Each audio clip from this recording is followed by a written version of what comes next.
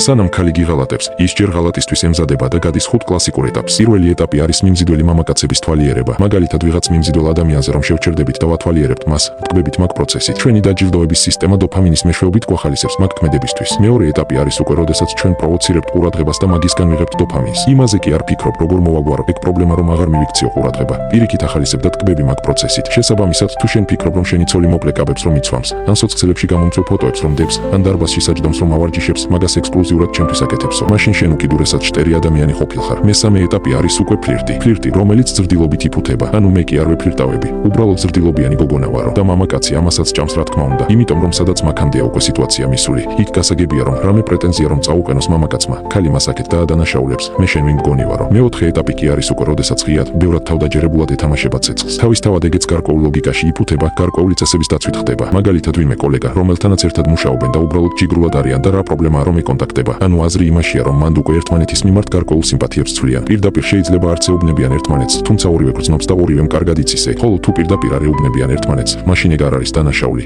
ეგ არ არის ღალატი. ასე იმართლებს ქალი თავს საკუთარ თავთან. აი აქ მინდა დაგაფიქროთ, თუ რამ ხელა გზას გადის ქალი იქამდე სანამ უშუალოდ ინტიმამდე მივასაქმე. და როდესაც უკვე მეოთხე სტადიამდეა მისული, ის ფიზიკურად ვეღარ შეძლებს შეჩერებას. და ყველა ეს ეტაპი არის დროში და სივრცეში გაწელილი პროცესი. თვეები, ზოგჯერ წლებიც კი გრძელდება. ამიტომ გახსოვდეთ, რომ გახედვაც კი უკვე ღალატია.